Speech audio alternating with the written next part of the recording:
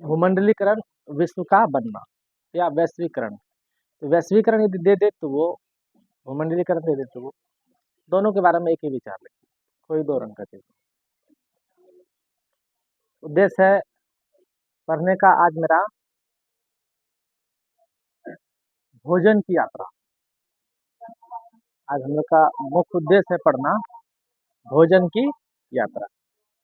कि भोजन की यात्रा कहाँ से, भोजन कैसे कैसे यात्रा आया इस भूमंडलीकृत होने के कारण। तो आज हम विशेष रूप से भोजन के तत्व को समझेंगे, साथ साथ संस्कृति को समझेंगे, और साथ साथ हम लोग मजदूर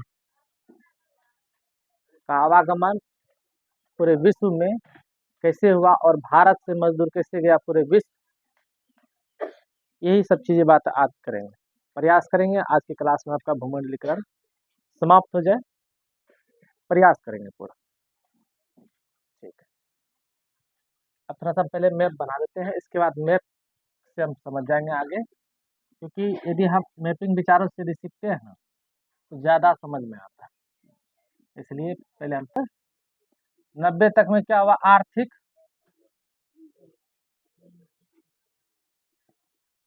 तंगी देखने को मिला ना। क्या देखने को मिला, आर्थिक तंगी देखने को मिला। ठीक, रिकॉर्ड हो रहा है क्या, चल रहा, रिकॉर्ड चल रहा है। चलो कोई बात नहीं। आर्थिक तंगी देखने को मिला नहीं, और आर्थिक तंगी देखो, संक्षेपण हम कल का क्लास कर रहे हैं, ये संक्षेपण समझिए सही से। आर्थिक तंगी चला, जिसके कारण जो है कि इस समय के तत्कालिक प्रधानमंत्री कौन थे, पीवी नरसिम्हा राव ना। और इस समय वित्त मंत्री कौन थे, वित्त मंत्री कौन थे, हाँ, डॉक्टर मनमोहन सिंह। और इसने क्या किया, विश्व बाजार से क्या कर्ज लेने के लिए गया, और ऐसे आर्थिक मंदी से ऐसे महान अर्थशास्त्री डॉक्टर मनमोहन सिंह इतने ज्ञानी थे, बहुत कम बोलते। जब प्रधानमंत्री बने थे ना, इसको गूंगा प्रधानमंत्री के बोल देते लोग, बहुत कम स्क्रिप्टेड बातें बहुत बोलते हैं। अभी जैसे मोदी जी एकदम बातें में बात उत्पाद करके बोल देते हैं, वैसे ही सब बोलने वाले नहीं थे। बहुत सोच समझ के, बहुत ढंग से, बहुत सोच के स्क्रिप्ट दे करके बोलते थे। फलतुआ बात एक भी नहीं, झूठ नहीं बोलेंगे तो जो नहीं करेंगे नहीं बोलेंगे। सबसे ज्यादा जो है कि कॉन्फ्रेंस किए थे, मीडिया के सामने बहुत सारा कॉन्फ्रेंस करके जो कि हर चीज ओपनली बातें करता था। अभी तो नेता इतना पहले पहले झूठ इतना बोलता है कि पूछो। आर्थिक तंगी हम बोले थे कि इस बीच में आर्थिक तंगी आने का कारण क्या था, कि खुले बाजार कीमती प्रतिबंध क्या था कहानी। यहाँ कहानी ये था कि जब हम लोग बहुत संघर्ष के बाद आज़ादी पाए, तो आज़ादी के संघर्ष में, आज़ादी पाने के लिए जितना संघर्ष करना पड़ा, जब हमें राष्ट्रवादी चेतना पूर्ण रूप से जग गई, जब हम पूरे राष्ट्र एक हो गए, तब हम लोगों ने इस चीज़ का निश्चय कर लिया, हमारे यहाँ के तत्कालीन प्रधानमंत्री ने, कि अब जो है किसी को भी बाहरी व्यापारी को भारत में व्यापार करने से क्या किया जाएगा, मतलब आने से मना कर दिया जाएगा, किसी को आने की देने जरूरत नहीं है।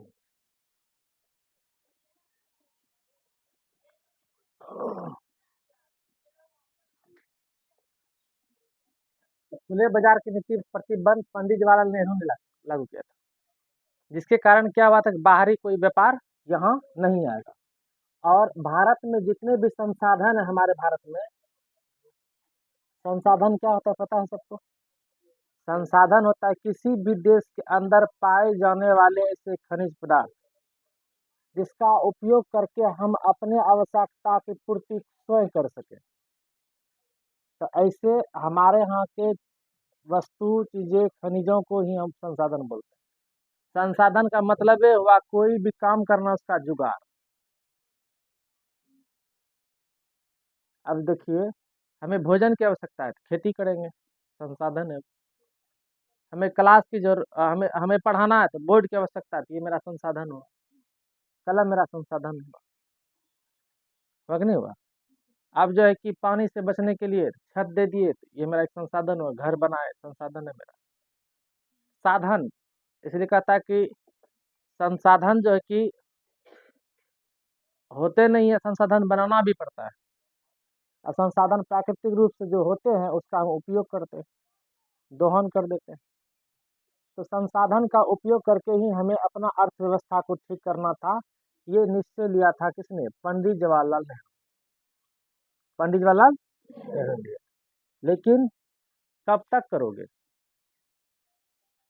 हम इसके कहानी हम बताए थे कि संसाधन का उपयोग करने के लिए जो जो संसाधन, जिस संसाधन का उपयोग करोगे उस उपयोग में जितना भी लागत होता है, वस्तु निर्माण में जो लागत होगा, लागत के लिए पूंजी तक नहीं होता, तो एडवांस रूप से बुकिंग करा लिया जाता था पूंजी के लिए। अब पूंजी एडवांस में जमा होने के बाद तब सरकारी हर बड़े काम को सरकार अपने हाथों से करते थे। अब तब जो है कि घर ग्रामीण में जो सुविधा मिलता है तब जो है कि जिसके नाम से आया है, अभी रजिस्ट्री कराया है या अभी जो है कि नाम दिया है, पर्चा में दिया है या अपना लिस्ट फॉर्म भर के दिया है, 1 साल के बाद जो उसका अलॉटमेंट लिस्ट में नाम आता था, बड़ा उल्लास के साथ उस चीज जो है कि अपने गांव ग्रामीण में उपयोग करता था। हम कल टेलीफोन के बारे में बातें किए, टेलीविजन के बारे में कल बातें किए कि बड़े लालायित रहते थे लोग। यदि कोई चीज नया चीज लग जाता था, यदि कोई टावरों यदि लग गया है, छोटा सा टावर लगता था टेलीफोन के लिए, पूरे गांव ग्रामीण का आदमी उस चीज को देखने के लिए जाता था, कौन सी नया चीज बन रहा है। आज जो है कि गांव ग्रामीण में जो है कि टावर तो 2 3 गो एयरटेल जियो सब धरल है, वो हियाता तक नहीं है उधर, क्या है कि नहीं।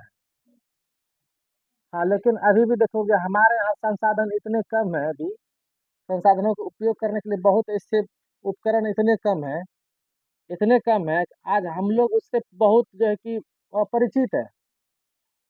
सिंपल सा तुम देखोगे, खाली एक संसाधन खेत, खेत को बनाने के लिए ट्रैक्टर आता है, तो पूरे आर गैर के चारों ओर कियारे पे जो है ना आदमी खड़ा होकर के ट्रैक्टर को झाली देखे कैसे घूम रहा है। थ्रेसर चलता है, कैसे कैसे कैसे चलना चल रहा है, देखेगा कैसे मकई, मतलब जो कैसे जो है कि थ्रेसरिंग हो रहा है, कैसे जो है कि गेहूं जो है कि छन के कैसे भूसा निकल रहा है, बड़ा गौर से देखता है। और खास करके देखोगे गांव में नया नया जेसीबी आता है, खाली रोड बनने में आया था जेसीबी आया था, वो आदमी देखने के लिए इतना भीड़ जेसीबी कहना कि बड़ा जेसीबी नहीं करे मठ फकड़ा के वो आ पहले से तुरते तुरते काम कर दी, तुरते कोड़ी दी ना। आ जहाँ पे हमेशा हम लोग मशीन से घिर जाएंगे तो मशीन के क्या वैल्यू रहेगा? नहीं। लेकिन आज हम अपने संसाधन का इतना उपयोग कर पा रहे हैं, इतने उपकरण से हम लोग घिर रहे हैं, इतने मशीनों से घिर गए हैं कि हर जगह मशीन ही मशीन है, हर जगह मशीन है। तो ऐसे में से सरकार जब पूरा नीति अपने हाथ में रखे थे, तब उसके लिए सरकार कोई जनरल आदमी ना चला ले, सरकार लाइसेंस देता था। तो वो उसने सरकार ने लाया था LP और Q, licence permit quota, licence permit, licence permit quota. और लाइसेंस परमिट कोटा जब लाया, तो लाइसेंस परमिट दे करके, और उसको कोटा मतलब होता था जिसको जितना चाहिए उसके उसके उसके डिमांड के हिसाब से नहीं देना है, अपने हिसाब से उसे देना है।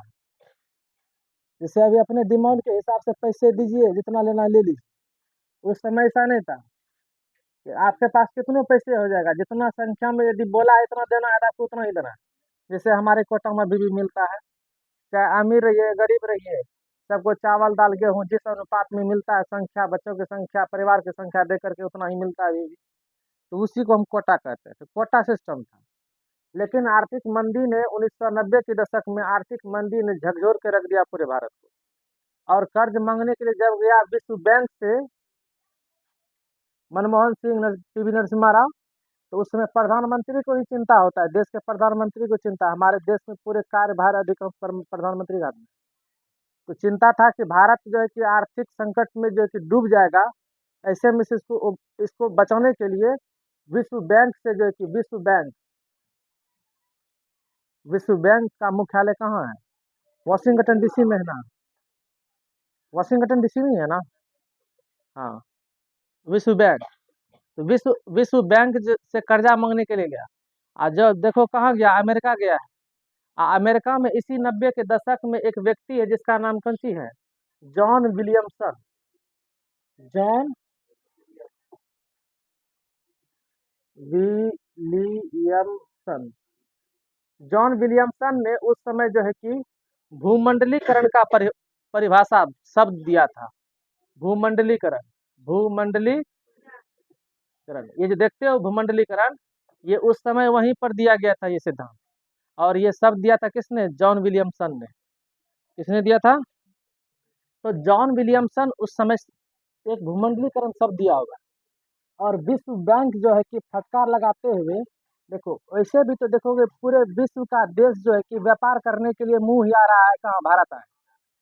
नहीं, इसमें से देखोगे, इसमें से जो है कि विश्व बैंक जो है कि सलाह देता है कि आप जो है कि LPQ के स्थान पर जो है कि क्या लाइए?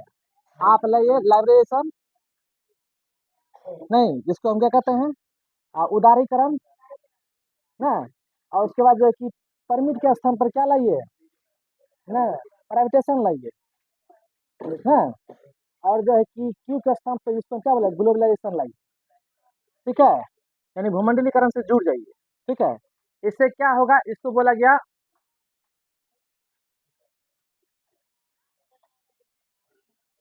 इसको कहेंगे हम लोग उदारीकरण। क्या बोलेंगे इसे? उदारीकरण।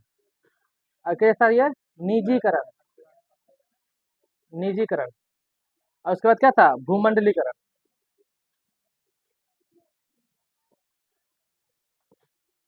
क्या? भूमंडलीकरण।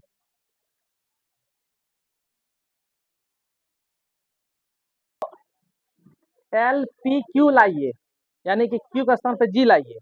तो LPG यानी कि यहाँ पर जो है कि लिबरलाइजेशन, परमिट के स्थान पर क्या बोला सुने? प्राइवेटेशन। और क्यू का स्थान क्या है? ग्लोबलाइजेशन से जुड़ जाइए। इससे क्या होगा? उदारीकरण। हम उदारीकरण के कल बताए थे उदारीकरण क्या होता है। तो जितने भी प्रतिबंध आप लगा कर रखे हुए हैं, देखो उस समय आर्थिक तंगी होने के कारण भी क्या था कि हर काम सरकार अपने हाथों से करता था। हर काम जो सरकार अपने हाथों से करता था, जिसके कारण क्या था? डिमांड पूर्ति नहीं हो पाता था। ये हो गया कारण। अब इसमें से क्या था? जो रोजगार खोलना भी चाहता है, तो जब तक परमिट मिलेगा नहीं तब तक वो खोलेगा नहीं। और यदि किसी को परमिट मिल भी गया है, तो सबको मिलता नहीं था, किसी को मिला भी तो वो पूरा जो है कि निचोड़ निचोड़ करके मुनाफा कमा रहा है, ठक ठक करके कमा रहा है। इससे क्या होने लगा कि वस्तु का डिमांड हमेशा चढ़ा हुआ रहता था। जो वस्तु बिकना चाहिए 10 रुपए में, वो वस्तु 15 रुपए में बिकेगा। लेना है तो लीजिए, नहीं तो जाइए दूसरा दुकान। अब दूसरा दुकान जाइएगा, दूर दराज में, आप कैसे जाइएगा? ऐसा है ना कि मार्केट में कंपटीशन चलेगा, अगल से ले, इधर से ले, बगल वाले से ले लेंगे। ये नहीं था, इसलिए निजीकरण लाया गया। और निजीकरण ने क्या किया? पूरे भारतवर्ष में जितने भी ऐसे ऐसे तकनीक बुद्धि वाले व्यक्ति थे, सब ने अपना अपना रोजगार रोड के किनारे खोलना शुरू कर दिया। शुरुआत हुआ पंचर के दुकान से। शुरुआत कहाँ से हुआ? पंचर के दुकान से। देखोगे 90 के दशक में अधिकांश जो है कि जब साइकिल अधिकांश आया था, तो साइकिल का जो सबसे किसी का दुकान यदि हाईएस्ट अच्छा होता तो साइकिल का दुकान सबसे पावरफुल होता था। पंचर का दुकान से शुरुआत होता है। अभी भी देखना, जब नया रोड बनता है कहीं पर, तो सबसे पहले रोड में देखना कि पंचर का दुकान, हवा का दुकान, तेल का दुकान जल्दी खुलता है, कि जानता है कि उस रोड में आवश्यकता किस चीज की जरूरत पड़ेगी, और वही चीज पहले आता है। तब धीरे धीरे देखना चौक में बदल जाएगा, चौक में बदलेगा, धीरे धीरे तो बगल में गाँव बन जाएगा। नहीं होता है? तो उदारीकरण ने क्या किया? पूरे भारत में जो है कि जो जो जिसको जैसा जैसा दुकान खोलना था, आदमी दुकान खोल खोल करके मार्केट में बेचना शुरू हो गया। जो छोटा मोटा मार्केट चलता था, आप देखो इतना मार्केट डेवलप किया, इतना मार्केट डेवलप किया, इतना व्यापार फैला, इतना व्यापार फैला। मार्केट एक पर एक मार्केट चमकना शुरू हो गया। क्या नहीं हुआ? मार्केट एक से एक मार्केट क्या हो गया, चमकना शुरू हो गया। कारण क्या था? कारण है ये निजीकरण, सॉरी उदारीकरण। और निजीकरण में क्या हुआ कि जो भी सरकारी सब जितने भी सरकारी सब निजीकरण मतलब अपना हुनर के अनुसार खोलिए और बाहर जितना भी बाहर से व्यापार करने का रहते सब आइए। उदारीकरण, हर हर व्यक्ति को जो है कि व्यापार करने का दे दीजिए खुला छूट, चाहे बाहर से आए चाहे देश से चले, जैसे भी चले। और निजीकरण मतलब क्या हुआ, जो सरकार से नहीं सफर रहा है वो दे दीजिए प्राइवेट वाला को, और काम करेगा वो, और जो है कि काम अच्छे ढंग से होगा। कल हम ट्रेन की किस्सा सुनाए थे इस पर, नहीं सुने थे? और इसके बाद भूमंडलीकरण से जुड़ा तो इतना इतना पूरे विश्व का हर एक चीज जुड़ गया भारत के साथ। जब जुड़ा तो हमारे यहाँ इसी का चीज का आज हम दौर पढ़ेंगे। कल इस पे हम रोजगार के विषय में बात नहीं कर पाए थे आज, और भोजन के विषय में नहीं कर पाए थे, इसलिए हम अभी थोड़ा पढ़ेंगे भोजन की यात्रा। क्या पढ़ेंगे हम लोग? तब हम इसके बाद हम पढ़ाएंगे तुम्हें मजदूर श्रमिक का यात्रा दिखाएंगे। ठीक है, श्रमिक का किसका दिखाएंगे? श्रमिक। तो हम अब जो हम पढ़ने जा रहे हैं भोजन की यात्रा, क्या पढ़ने जा रहे हैं? भोजन की यात्रा। अब भोजन की यात्रा है क्या, क्या कहता है, भोजन चल के आया था क्या? भूमंडलीकरण, देखो तो भारत जो है कि अब जो है कि एलपीक्यू के स्थान पर एलपीजी आया। क्या आया? उदारीकरण, निजीकरण और भूमंडलीकरण। यही है जी फॉर ग्लोबलाइजेशन है। निजी का जो है इसको हम प्राइवेटाइजेशन बोलते हैं, और लिबरलाइजेशन बोलते हैं क्या, जिसको हम उदारीकरण बोलते हैं। ठीक है, उदारीकरण के कारण क्या हुआ, विश्व का व्यापार हमारे यहाँ आया, और हमारे यहाँ का जितने भी हुनरबाज व्यक्ति थे अपना व्यापार फैलाना शुरू किया, और प्राइवेटाइजेशन में जो भी सरकार से नहीं सफर रहा था वो प्राइवेट वाले को देना शुरू कर दिया। और हम यही कारण बताए थे कि पहले एलपीक्यू के स्थान पर पहले सरकारी वैकेंसी ज्यादा आता था, सरकारी वैकेंसी क्या आता था। और आज जो है निजीकरण के दौर में जो है कि आज निजीकरण के दौर में जो है कि सरकारी सरकारी जितने भी वैकेंसी है अब कम हो गया है। देखो, सरकार यदि अचानक सरकार यदि अचानक जो है कि प्राइवेट हर चीज कर देगा ना, तो भारत की जो जनसंख्या है ये इतना हंगामा मचाएगा, इतना रोड जाम करेगा कि सरकार तक जो है कि तबाह हो जाए। इसलिए जो है ना सरकार भी बात दिमाग लगा कम करता है। क्या दिमाग लगा कम करता है?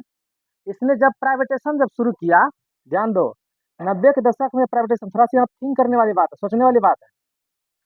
और इस पे हम कल विचार किए थे, बताए थे नू सही से पढ़ाई करो, डिग्री के लिए पढ़ाई मत करो, डिग्री के लिए ज़्यादा पढ़ना नहीं पड़ता है, पढ़ना पड़ता है हुनर के लिए। और हुनर जब तक अच्छे नहीं होगा, आज प्राइवेटेशन का दुनिया आ रहा है, निजीकरण का दुनिया आ रहा है, और इस निजीकरण की दुनिया में जो है कि सबसे पहले तुम्हें हुनर से ही तुम्हें कोई नौकरी मिलेगा, अच्छा खासा पैसा कमा पाओगे, नहीं तो नहीं कमा पाओगे। तो हमको नौकरी हो जाएगा जल्दी, ये तुम्हारे मेहनत पे डिपेंड करेगा। लेकिन तुम ये चीज देख लो, सरकार सरकार जो है कि अधिकांश जो है किस ओर बढ़ रहा है, निजीकरण की ओर बढ़ रहा है। और इसलिए तो भारत धीरे धीरे डिजिटल होते चले जा रहा है। लेकिन अब डायरेक्ट निजीकरण नहीं ना बदल देता। इसलिए हम बताए थे कल कि भारत सरकार ने बहुत सारा चीज जो है कि निजीकरण नहीं किया, जैसे कि बैंक नहीं किया। क्या किया है? बैंक जितना भी देखना, कोई प्राइवेट बैंक नहीं प्राइवेट चलता है, प्राइवेट तो है, एक्सिस बैंक सब है, एचडीएफसी बैंक है, जो काफी मोटे धनवान पैसे वाले सब है जो चला सकता है उसको, वो भी जो है कि अपना सिक्योरिटी मनी जो है कि भारत सरकार के क्या कहता है आरबीआई के पास जमा करता है भारी भरकम राशि, तभी खोलता है। ऐसा नहीं खोल दिया डायरेक्ट हो गया ना। अब हमको दुकान एक गुमटी खोलने की जरूरत पड़ेगा, क्या करेंगे, सरकार के पास जाके लाइसेंस बनाएंगे, फिर जाके उसको पैसा देंगे कि इतना रखिए, कल जो दुकान नहीं चलेगा तो जो मेरे मतलब जो मेरे आप पैसा दिया उसको फिर आप पैसा दीजिएगा, ऐसा नहीं होता। जो बड़े पैमाने पर चलेगा रोजगार बिजनेस, ऐसे में से जो है कि कुछ बैंक को भी दिया है, लेकिन मैक्सिमम देखना कि बैंक रखा हुआ भारत सरकार अपने अंदर ही है। गांव ग्रामीण में जो चलता है पोस्ट ऑफिस वाला भी सब भारत सरकार के अंदर काम करता है। अब देखो बैंक हो गया, आप बता दिए कौन सी बताए थे, इसके बाद सेना बताए थे, कौन सी? सेना।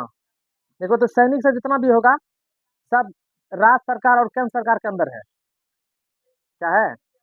जितना भी सैनिक, जितना भी बिहार पुलिस हो, महाराष्ट्र पुलिस हो, यूपी पुलिस हो, आज सेंट्रल का केंद्र का जो कि आर्मी हो जाए, बीएसएफ हो जाए, जो भी जितना भी देखते हो, सब राज्य सरकार केंद्र सरकार के अंदर है न है।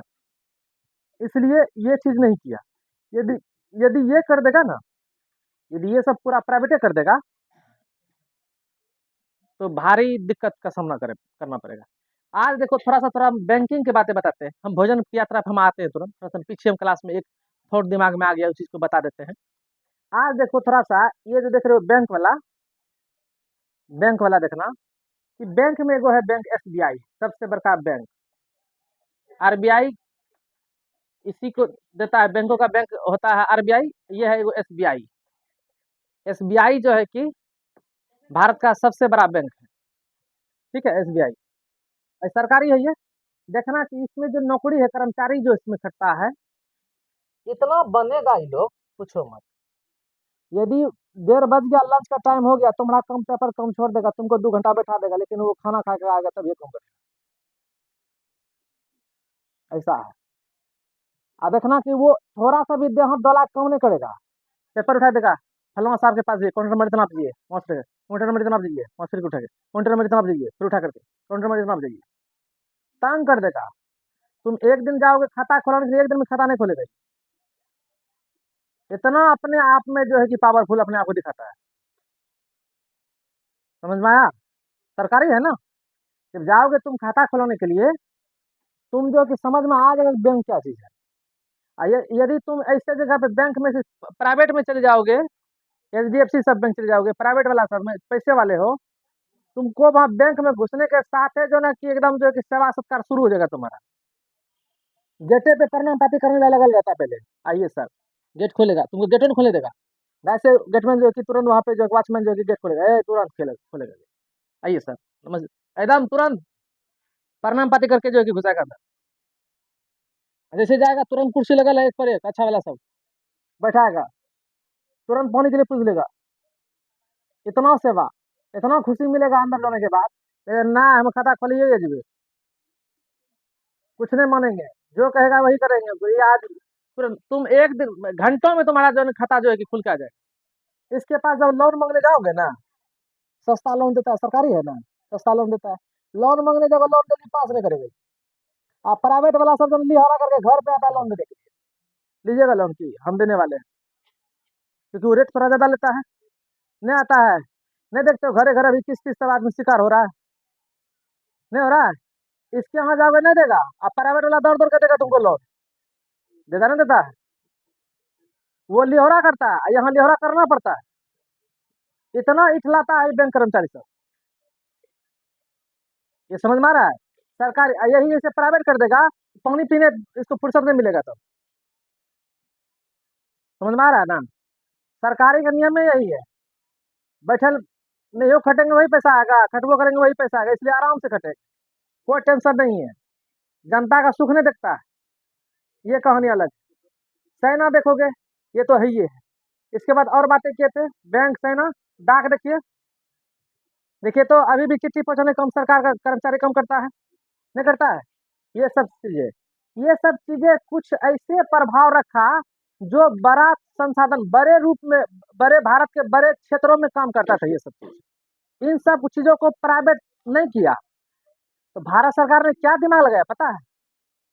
यदि प्राइवेटेशन के रूप में जा रहे हैं तो क्या दिमाग लगाया, मतलब कहा कि ऐसा ऐसा जहर दो जो खाए भी असर भी नहीं करे, धीरे धीरे मरे। इसे कहते हैं स्वीट पॉइजन, क्या कहते हैं इसे, स्वीट पॉइजन नीति कहते हैं इसे। स्वीट पॉइजन नीति समझते हैं, एक धक्का मारियो दिए, हंसतियो दिए, ओहो चोट लग गया, फिर खींचियो दिए, हंसतियो दिए थोड़ा सा, नहीं समझ में आया, नहीं आया समझ में क्या बोल रहे हैं। स्वीट पॉइजन नीति कहते हैं इसे, ये धीरे धीरे धीरे धीरे असर करवा रहा है, अचानक नहीं करेगा। यदि वो अचानक कर देगा तो पूरे हंगामे मच जाएगा। इसलिए 5 साल में एगो कर देगा, फिर इधर कर देगा। देखो हाल फिलहाल में देखना, अब ट्रेन सब भी प्राइवेटेशन में चले जा रहा है, ट्रेन सब भी, वाहन में रेलगाड़ी देखो तो न है। तो ये सब क्या है, तो स्वीट, इसे कहते हैं स्वीट पॉइजन नीति, ऐसे ऐसे दवाई दो, ऐसे कम करो कि उसका असर धीरे धीरे दिखे। देखो धीरे धीरे दिख रहा है, और धीरे धीरे दिख रहा है तो बेरोजगारी बढ़ रहा है, और बेरोजगारी बढ़ रहा है तो लोग लड़ता है, पूरे सरकार के पीछे जाता है, कहता है कि रोजगार नहीं देता है, रोजगार नहीं देता, रोजगार कहाँ देगा? सरकार का दिमाग पूरे पूरी निजीकरण पे है। इसलिए देखना कि मोदी सरकार का सब अधिकांश आदमी विरोध करता है, कहता है कि मतलब जो है कि वैकेंसी निकालता है। सरकार जो है कि एक समय में यहाँ पे इस समय में ध्यान देना, जब LPQ था उस समय कितना पूरे भारत में रोजगार सीट खाली है, तो उसका जो है कि सूची तैयार होता था कि फलमा फलमा क्षेत्र में इतना सीट चाहिए, इतना सीट को भरने के लिए इतना रोजगार के लिए इतना व्यक्ति चाहिए, इतना रोजगार इतना व्यक्ति चाहिए, इतना डिमांड रहता था, सीट उसका जो है कि सूची तैयार होता था, और तब उस पर वैकेंसी दे करके तब उस पर बहाल करके तब उस पर भर्ती करता था। लेकिन आज आज निजीकरण में यदि ये लिस्ट निकालेगा ना तो सब जनता उसको दबाएगा, इसलिए लिस्ट निकालना बंद कर दिया। अब लिस्ट नहीं निकलता है कि कितना कौन फील्ड में करना रोजगार चाहिए, नहीं निकलता है, आदमी जान जाएगा ना, अचानक निकालेगा। अभी अभी हाल फिलहाल में रेलवे में चाहिए था कम से कम लाखों वैकेंसी, निकलता कितना? 25,000 वैकेंसी, 5,000 वैकेंसी। चलेगा? पूरे भारत में 5,000 जनता को जो रोजगार की जरूरत है। समझ में आ रहा है? इसका मतलब सरकार क्या दे रहा है? स्वीट पॉइजन दे रहा है। कौन बुद्धि लगे है? स्वीट पॉइजन नीति लगे ले। समझ आ रहा है क्या बोल रहे हैं? हाँ, ताकि असर भी करे नहीं, लोग बेरोजगार भी रहेगा और असर भी नहीं करेगा। क्या कि कहेगा रोजगार ही नहीं है, अधिकांश प्राइवेट हो रहा है। अब प्राइवेट जब करेगा तो प्राइवेट में अधिकांश मशीन आके खटेगा। मशीन, एक मशीन जो है कि जो जो काम करता था वो 10 लोग मिल करके मशीन अकेले आकर के जो स्वेटर बुन करके जो स्वेटर बुनाता था 5 दिन में, अब मशीन एक स्वेटर एक घंटा में ऐसा ऐसा 10 स्वेटर बुन देता है। नहीं देखोगे? अब देखो एक पर एक कपड़ा हम लोग को नहीं मिलने लगा है, नहीं मिलने लगा है, मिलने लगा नहीं मिलने लगा। तो आज जो है कि हम लोग निजीकरण की ओर आए हैं तो हम लोग बदले, लेकिन भूमंडलीकरण के कारण जो है कि आज जितना भी शरीर पे कपड़ा भी है, शरीर पे जितना भी कपड़ा दिख रहा है, ये भूमंडलीकरण का देन है। एक भी शरीर पर जो है कि सही कपड़ा जो है कि हम लोग का भारतीय पोशाक किसी के उस शरीर पर दिखाई नहीं दे रहा, किसी के शरीर पर नहीं दिखाई दे रहा। यदि भारतीय पोशाक हम लोग को दिखाई देता तब ऐसा होता, लड़के जो है कि धोती और क्या कहते हैं कि वो कुर्ता में दिखाई देता, ऐसा सा टिकवा लटकल रहता, टिक लटकल रहता है, भारतीय संस्कृति का है वो। नहीं, तुम लोग का जो पोशाक सब है, तुम लोग का जो है कि जो हमारे पुराने लोग से दादी माँ सब पहन वैसे सब पहन के घूमती है। लेकिन आज क्या है? भूमंडलीकरण का देन है कि पूरे विश्व का बाजार पूरे दुनिया में छा गया, और ऐसे ऐसे नए नए कपड़े जो कि ला करके जो ईस्ट इंडिया कंपनी वाले से कपड़े जो लाया, एक पर एक जो है कि कपड़े पे छपा छपा पहनने वाला, डिजाइन पे डिजाइन पहनने वाला, सब एक बगल से पहन पहन के रेडी है सब। न है? ये किसका देन है? भूमंडलीकरण का। लेकिन इससे पहले औद्योगिकरण जो है कहाँ हुआ था? इंग्लैंड में हुआ था। तो व्यापार करने तो आया किस लिए था? कपड़े को लेकर ना आया था। तो अंग्रेजी काल से ही हमारे यहाँ का पोशाक चेंज होना शुरू हो गया था। ठीक है, लेकिन भूमंडलीकरण ने कुछ ज्यादा ही विस्तार कर दिया। ठीक है, अब इस विस्तार में हम पोशाक की चर्चा बाद में करेंगे, संस्कृत बाद में करेंगे। पहले हम लोग करते हैं भोजन की यात्रा। हमारे यहाँ भोजन क्या आया, यहाँ हमारे यहाँ क्या भोजन विश्व में गया। लेकिन इससे पहले थोड़ा सा हम परिभाषा को दोहराना चाहते हैं, तब इसके बाद इस चीज को पढ़ेंगे। ठीक है, आते फिर से हम थोड़ा सा भूमंडलीकरण का परिभाषा देखना चाहते हैं। ध्यान थोड़ा समझना, इसके बाद भोजन यात्रा हम शुरू करते हैं। अब भूमंडलीकरण का परिभाषा हम क्या जाने कि बिना रुकावट का, बिना रुकावट का कौन चीज? तो कहा गया कौन चीज? वस्तु, वस्तु और क्या? वस्तु, पूंजी, वस्तु पूंजी, नहीं जैसे तकनीकी ना, वस्तु पूंजी श्रम मजदूर सब, और कौन चीज? तकनीक, तकनीकी, ये ना। जब ध्यान देना, भूमंडलीकरण का थोड़ा परिभाषा समझो तब इसके बाद विस्तार करेंगे। कहता है भूमंडलीकरण का अर्थ क्या होता है? कहता है कि जब कोई वस्तु, पूंजी, श्रम और तकनीक बिना रुकावट के एक देश से दूसरे देश आवागमन आसानी से हो जाए, उसी को हम लोग कहते हैं भूमंडलीकरण।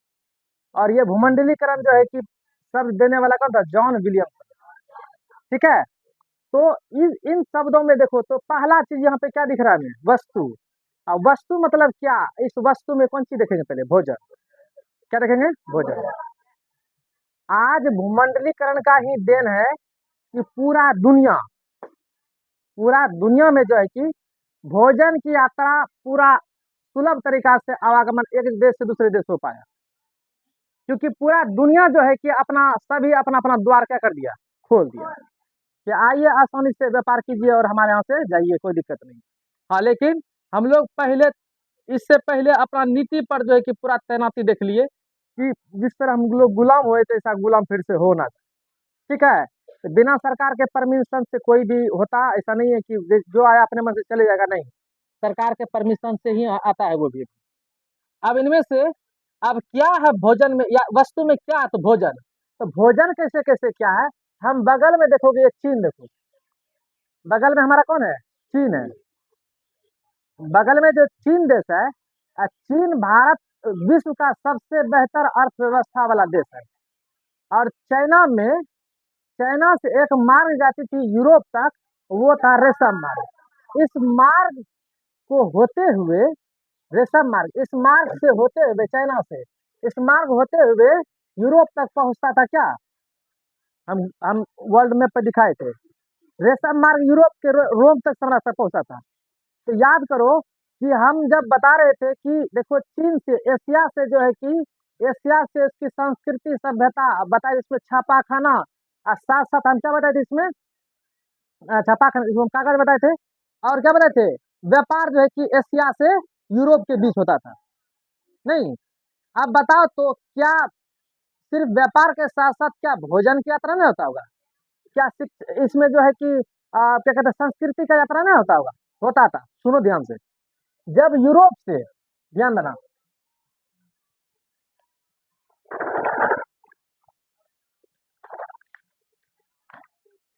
ध्यान देना है, ये देख रहे थे ना, इस रेशम मार्ग होते हुए, इस रेशम मार्ग होते हुए, जब इस रेशम मार्ग होते हुए जब यूरोप तक, ध्यान देना, जब यूरोप तक जो है कि व्यापार आया, कागज छापा खाना का विकास होकर के पूरे एशिया से यूरोप तक पहुंचा, इसके साथ साथ संस्कृति भी पहुंचा।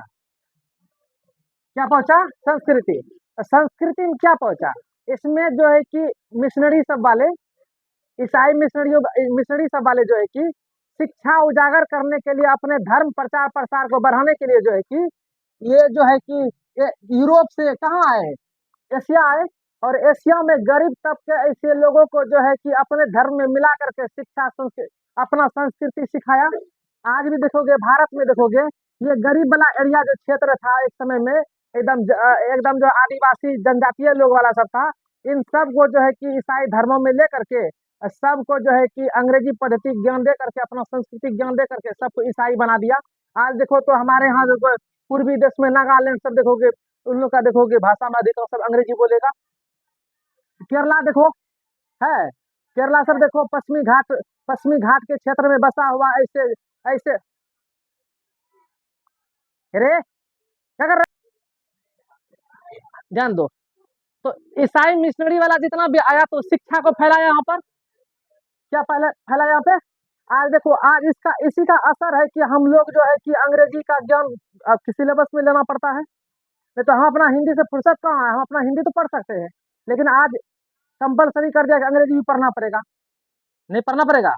तो क्या बताओ कि हम क्या देखे इसे संकेत, जब शिक्षा आया, जब यहाँ से छापा खाना वहां गया, कागज वहां गया, दुनिया में वस्तुओं का आदान प्रदान हुआ, इसका मतलब भोजन का भी हुआ होगा आदान प्रदान, नहीं हुआ होगा, किसका हुआ होगा, भोजन का भी आदान प्रदान हुआ।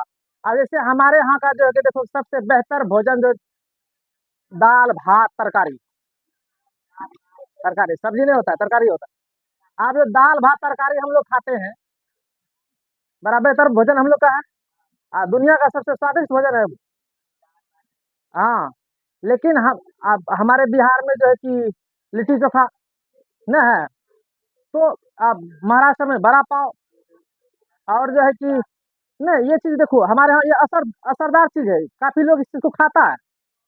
तो ये चीज हमने क्या किया, जहाँ गया यहाँ के लोग, उसने वहां छोड़ दिया, वहां का चीज कॉपी करके यहाँ लाए। और भारतीय जो होते हैं ना, किसी भी तकनीक को कॉपी करने में बड़ा आगे होता है, बड़ा आगे होता है। भूमंडलीकरण का ही देन है कि जब अब यहाँ से जो व्यापार आएगा, यहाँ चाइना एशिया आएगा, तो एशिया में चाइना आएगा, चाइना में चाइना का आदमी अधिकांश जो है कि ये जो है कि जैसे हम चावल दाल पे डिपेंड रहते हैं, वो लोग चावल दाल पे डिपेंड नहीं रहता, उन लोग को जो है कि क्या होता है, मोलास्का क्या बोलते हैं उसे, ग्रुप को जो बोलते हैं, अर्थोपोडा, नहीं ना अर्थोपोडा, नहीं, घोंघा केकड़ा उषा बिच्छू, ये कीड़ा मकोड़ा, इसी पे वो डिपेंड रहे पूरा चाइना। यदि चावल दाल सब्जी खाता ना, भात दाल सब्जी तरकारी खाता ना, तो हम लोग का भारी महंगा हो जाता है। वो लोग इसी चीज पे डिपेंड है, पूरा चाइना का क्षेत्र देखोगे पूरा उधर किस पे चीज डिपेंड है, ये जो है कि अधिकांश जलीय जीव पे डिपेंड है। कीड़ा मकोड़ा जितना भी चीज है, डोका घोंघा जितना भी चीज होता है, अधिकांश सब चीज, मगरमच्छ, क्या नहीं खाता होगा जीव जंतु को वो, प्योर, अरे पूरा नास्तिक, वो कुछ भी खा सकता है। अब वहां पे भी कहेंगे कि कोई सत्संग भजन करता होगा, ऐसा बात थोड़ा है। क्योंकि पूरा देश है उसी पे डिपेंड है, हम लोग की तरह भात दाल तरकारी खा करके ढकार नहीं मारता है, ऐसा नहीं है वो लोग इसी चीज पे डिपेंड रहता है। और पूरा चाइना इसी चीज पे खाता है, किसी भी चीज में वो कच्चे जो है उठा उठा के सीधे चबा खा लेता है, क्योंकि उन लोग का प्रमुख भोजन वही है। हमारे यहाँ क्या है, यदि हम लोग चावल भी खाते हैं, तो चावल को जो है कि चावल उसको भात रूप में बदलते हैं, सब्जी खाते सब्जी को उसको तरकारी रूप में बदलते हैं, और दाल खाते दाल को एकदम घनघोर घटघोर करके तब जो है कि दाल के रूप में बना करके, और वो भी खाते तो वो भी सीधा हुआ पका हुआ 4 सीटी लगाया हुआ होना चाहिए, नहीं होता है। हम लोग इतना प्रोसेस पद्धति के साथ खाते हैं, लेकिन वो लोग डायरेक्ट खाता है। अब डायरेक्ट खाएगा, पकाता भी है, अब डायरेक्ट खाएगा, इसका मतलब है कि ये लोग उसी चीज पे डिपेंड है। और इसलिए उसके अगल बगल से वो उसने क्या किया, ऐसा खाना पद्धति लिया ताकि खाना आसान हो, इसलिए इसलिए जो है देखोगे खाने के लिए चम्मच हाथ उस पर नहीं करता, कटवा वाला रहेगा इसे, क्या बोलते चॉप स्टिक, हाँ वही चॉप स्टिक, चप चप खाने वाला नहीं रे, तो ऐसे उठाता है, ढाई कोटरा मुंह में लगा करके ढाई ढाई से कर देगा, नहीं करता है, हैं? तो उसको खाने में लेट ना हो, और वो रसदार चीज खाएगा। इसे देखना क्या, इसे देखना चाइना से जो है कि यही भूमंडलीकरण का देन है, भूमंडलीकरण का देन है कि चाइना से जो है कि एस्पेगेटी, एस्पेगेटी जिसको हम पास्ता बोलते हैं, क्या बोलते हैं, पास्ता, खाते हो पास्ता, पास्ता खाए हो, उसके बाद नूडल्स खाए हो, नूडल्स का मतलब होता है जिसको हम कहते हैं चाउमीन, है चाउमीन, देखो चाउमीन जो बनता जो है, जब बनाने की प्रक्रिया देखोगे ना, तो चाउमीन जो बनता है जब बनाने का पद्धति देख लोगे ना कैसे बनता है, खाइबो नहीं करोगे, छूना भी पसंद नहीं करोगे, इसका बनाने का पद्धति ऐसे गलत है, एकदम किण्वन प्रक्रिया से एकदम सड़ा गला करके जो है कि तब उसको तैयार करता है। और जैसे उसको देखोगे, जैसे उसको डालोगे पानी में, डालोगे तो पूरा दिन खोलेगा, खोलने के बाद जो देखना कि उसमें एक लसलसापन आएगा, आता है, लेकिन क्या करोगे, लोग उसको खाना पसंद करता है। जब पाव रोटी हम लोग खाते हैं तो सब वो किण्वन प्रक्रिया से बनता है, आटा सब कुछ नहीं होता है, किण्वन पद्धति से बताए थे, उसमें जो है कि ईस्ट डाला जाता है, नहीं डाला जाता है, तब जो है कि वो जो है कि मतलब गुदेदार हो जाता है, तब खाना खाने में मजा आता है। बहुत तरीका, बहुत अलग तरीका से है। लेकिन आज पास्ता, क्या कहते हैं कि चाउमीन, इसी में बहुत सारा चीज आया हुआ है। आज देखो अधिकांश जो है कि 5 मिनट में जल्दीबाजी में बन जाए, आज बच्चे खाना ज्यादा पसंद करता है, क्योंकि जल्दी बनता है। और देखना उसका बनने का प्रोसेस देखना, वो भट्टी सब लगल रहेगा, और एकदम ठोकेगा पीटेगा, ढा ढा ठोकेगा पीटेगा, ठोकेगा पीटेगा, उठा उठा कैसे उठा लेगा, जैसे आग लगा देगा तुरंत, मारेगा केमिकल से शर्मना करके दे देगा तुरंत, कहता है ये चाइनीज खाना, नहीं होता है। लोग आज चाइनीज खाना ज्यादा पसंद करता है। तो चाइनीज खाना जो हमारे भारत में जो आया 90 के दशक से पहले कहाँ था, नहीं था। पूछियो दादी सबसे, पापा से पूछियो, पापा बच्चा हम खेले रहो बर्गर की कहै छै कि चाउमीन, कहता हमरा दिस जानतो नहीं रहियो केना ये एखनी नया जमाना में जानले छियै, आ दे भी दोगे तो कहेगा, हमने खाई सब, समझ में, खाने में खाते हैं, लेकिन आज के बच्चे खाते कि नहीं खाते हैं। तो नूडल्स देखते हो, ये पास्ता देखते हो, कहाँ से आया, चाइना से आया, क्या उसी का, सिर्फ उसी का भोजन हमारे यहाँ आया, नहीं। आप बताओ, ये जो देखते हो नूडल्स देखते हो, इस पर पास्ता चाउमीन से देखते हो, ये रेशम मार देते हुए कहाँ पहुंचा, यूरोप, पूरे यूरोप छा गया, यूरोप छाया तो यूरोप वाला हमारे यहाँ आया, हम लोग को जो है कि कर दिया क्या, गुलाम, और गुलाम बना के रखा था, धीरे धीरे उसने भी सिखा दिया, जब सिखाया तो हम लोगों ने धीरे धीरे अपना लिया। अपनाया, तो आज देखो ग्लोबलाइजेशन से चाइना से अब डायरेक्ट हमारा एक्सपोर्ट इंपोर्ट होता है, आयात निर्यात अब डायरेक्ट होने लगा है। हम लोग प्रमुख दर्रे से होकर के जो है कि भारत से और चाइना से डायरेक्ट व्यापार करने लगे। हमारे यहाँ से वो लेके जाता है, हमारे यहाँ से उसके यहाँ से हम लेते हैं, अधिकांश हम ही लोग लाते हैं। तो आज उसका खाना हम लोग ज़्यादा पसंद कर रहे हैं, अपने घरों में सजावट के साथ साथ इतना खाने में रम गए हम लोग कि पूछो मत। आज देखो चाइना में भी देखो हम लोग का खाना वो लोग अब कॉपी करने लगा है, उसको भी अच्छा लगने लगा है। वो भी भात दाल सब्जी खाएगा, तरकारी खाएगा, खिचड़ी खाएगा, ऐसे में उसको भी मजे आता है खा करके। इसलिए पूरे दुनिया में सबसे स्वादिष्ट भोजन भारतीय भोजन कहा गया है। फिर 56 प्रकार का भोग राजा महाराजा खाता था। चिकता चिकता भुला जा रहे कौन सी खेल रही। हम लोग अभी 5 सब्जी खाते खाते एक एक सब्जी लपेट के निकल जाते हैं, नहीं होता है।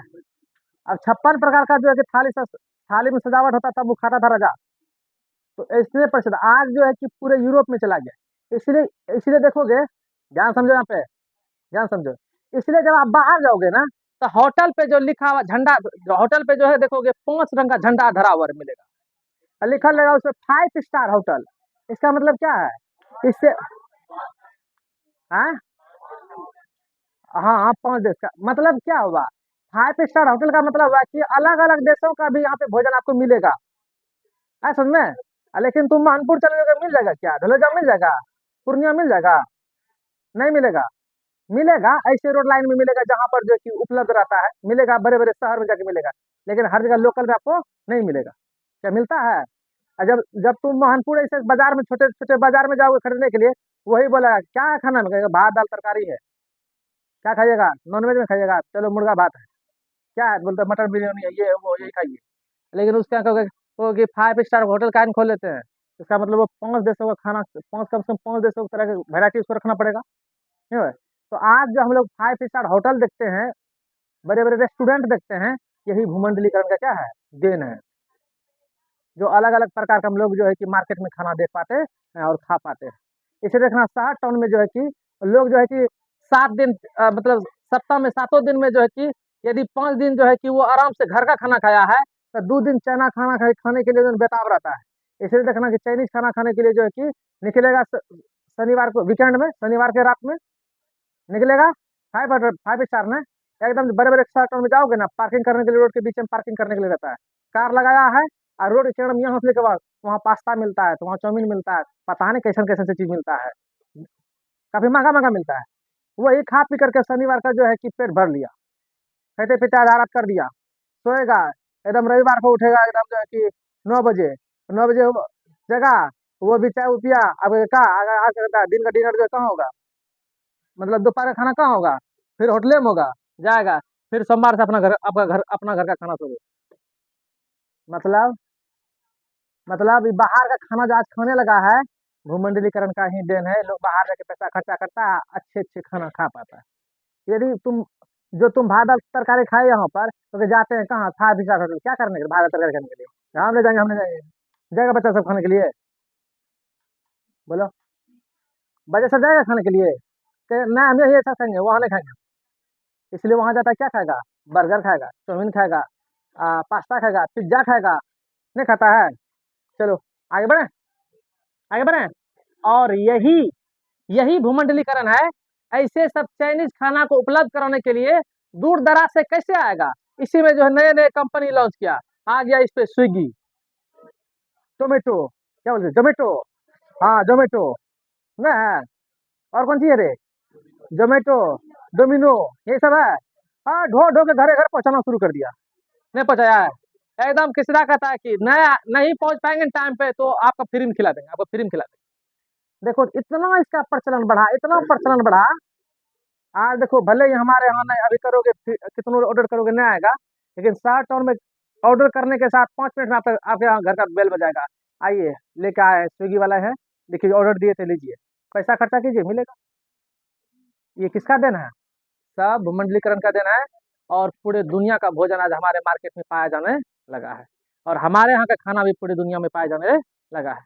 लोग बड़ा शौक से, हमारे यहाँ के देखो बिहारी सब मजदूर ज्यादा था कहाँ? पंजाब। हम अपने देश के अंदर बात कर रहे हैं, यहाँ के बिहारी मजदूरों को जो है ना टटका खाना ज्यादा पसंद है। टटका समझते हैं? ताजा खाना ज्यादा पसंद होता है। जब चाहो तब ताजा बना लो। कोई कोई जलावन करना, कोई चीज की जरूरत नहीं है। सिर्फ पानी डालो, सानो। हाँ वही सत्तू, गर्मा गर्म सत्तू, ताजा सत्तू। जब पानी डाला तभी सत्तू नहीं हुआ। सानेगा, मिर्ची इधर उधर लाएगा, एकदम जो है एक पर एक चीज सजावट मारेगा, सत्तू पे एकदम खींच लेगा, टांग लेगा पकड़ के।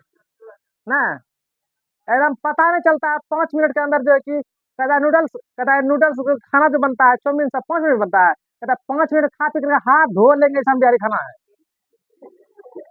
नहीं होगा। दिया पानी इसे मारा, इसे लपेटा, घींच लिया धाए से, कहता है कि तुम लोग का चाउमीन बनाते रहो, हम लोग खा के चल दिए। और थोड़ा सा ये मजबूत खाना भी होता है, डायरेक्ट नहीं खा लेता है, नहीं खा लेता है। ये मजबूत खाना होता है, ये सस्ता नहीं है। इसलिए मजदूर सब देखना, आज भी देखना गाँव ग्रामीण में, जब कोई भारी भरकम काम होगा मजदूरों का, देखना सतुए खिलाएगा। एकदम जो है कि एकदम अच्छे से कलाय में अरहर सब चीज दे करके एकदम ताजा सत्तू बना के रखेगा। मजदूर यदि खा लिया ना, क्या मजा लो, काम से पीछे हट जाएगा, जबरदस्त काम करेगा। कारण क्या है? वो मजबूत खाना है। आज ऐसा खाने का पद्धति पंजाब में सिखा दिया। अब पंजाब वाले के यहाँ सबसे बेहतर खाना है, उसके यहाँ मक्के की रोटी, सरसों का साग। वो गया कनाडा वाला सिखा दिया। किसको सिखा दिया? कनाडा वाला सिखा दिया। इसका मतलब है कि भोजन की यात्रा समान रूप से न है।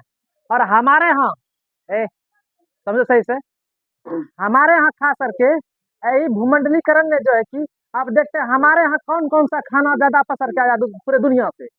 ध्यान दो, चाइना बगल में देखते हो, पास्ता बर्गर जितना भी चीज खाते हैं हम लोग, सब चाइना से आया हमारे यहाँ। उसके बाद रेशम मार्ग से जो है संस्कृति पूरे दुनिया में फैला, चाइना का भी हमारा। हाँ, यदि सबसे ज्यादा संस्कृति पूरे दुनिया में यदि गया है तो भारतीयों का संस्कृति गया है, क्योंकि वो जब यहाँ आया तो हम लोग भी तो गए दुनिया में। इसलिए दुनिया में सबसे ज्यादा संस्कृति में प्रभावशाली, सबसे ऊंचा संस्कृति सभ्यता वाला लोग हम ही लोग हैं। क्योंकि हम लोग भाई बहन, मामा मम्मी, चाचा चाची, काका काकी, भैया भौजी सब जानते हैं रिलेशन को, लेकिन वो लोग नहीं जानता है। इस चीज को उसने माना, और हमारे यहाँ चलने का पद्धति, पहनावे और पद्धति, वो लोग बड़ा अच्छा सुंदर से आती है ना, वहाँ की जर्मनी सबकी महिलाएं सब आके साड़ी पहन के घूमेगी, 4 को फोटो खिंचाएगी ताजमहल के सामने आकर के। हमारे यहाँ महिला उसका देख लिया, एकदम जो है कि अब अर्धनग्न कपड़ा पहन के घूमेगा शहर में। भले ही हम लोग गाँव में नहीं, शहर में शायद ना, जो पूरा दुनिया हमारा संस्कृति कॉपी कर रहा है। आज दुनिया का अर्धनग्न कपड़ा कॉपी यहाँ कर रहा है महिलाएं। सोचती है कि हम सुंदर सुंदर नहीं लगता है, अर्धनग्न चीज सुंदर नहीं लगता है, निहारता लोग भल्लो है, समझ में ना। इसलिए जो है अर्धनग्न चीज सही चीज नहीं है, लेकिन लोग इसको क्या करता है, एक एक जो है कि अब दृष्टिकोण ही बदल देता है, लोग का सोच थिंकिंग बदल देता है। जितना अच्छा हम लोग का पोशाक है, दुनिया का ऐसा पोशाक किसी का नहीं है, लेकिन लोग समझता नहीं है। वो अपने संस्कृति के अनुकूलित वो लोग ठीक है। हम लोग जिस संस्कृति में रहते हैं, हमारे संस्कृति के अनुकूलित ये चीज ठीक है, लेकिन नहीं, हम वहां का कॉपी करेंगे, फिल्म देखेंगे, वहां का कॉपी करके करना शुरू कर देंगे। ऐसा तो करोगे तो बदनाम होगे। आज भी देखना, खास करके सबसे ज्यादा संस्कृति कॉपी करने में जो है स्त्रियां आगे हैं, महिलाएं आगे हैं। तो कैसे? आज भी देखना, चाहे किसी घर का बेटा हो, पुरुष हो, आज भी देखना कि यदि वो अच्छा कपड़ा पहनता है ना, पूरा बदन ढकता है और देखने में स्मार्ट लगता है, देखने में स्मार्ट लगता है। लेकिन स्त्रियां सब देखोगे, शरीर को नग्नता की ओर लेके जाता है, कहता तब हमें देखने में अच्छा लगे। समझ आ रहा है क्या बोल रहे हैं? शरीर को नग्नता में लेके जाता है, तब कहता हम देखने में कितना अच्छा लगे, देखो तो 5 मिनट सेल्फी खींचेगा, तब कहता खींच मेरी फोटो। नहीं खींचता है फोटो, खींचता है ना फोटो। हम लोग इतना एकदम देखोगे कि पूरा यहाँ तक पहन उन के जो है कि जूता एकदम अच्छा पूरा ब्लेजर ट्लेजर चढ़ा करके पूरा शरीर ढक लेते हैं, तब स्मार्ट बॉय बन जाते हैं, नहीं बनते हैं। तो पुरुष हो करके वो पूरा शरीर ढक करके तब वो इज्जतदार बनता है। और हमारे यहाँ की महिलाएं विदेश का कपड़ों को कॉपी करके और शरीर को अर्धनग्न दिखा करके तब कहता है हम लगे छो स्मार्ट। इसका मतलब पुरुषों को लूर नहीं चाहिए, पूरा पुरुषों कहूँ से अर्धनग्न कपड़ा पहने का हाथे पर न घूमो।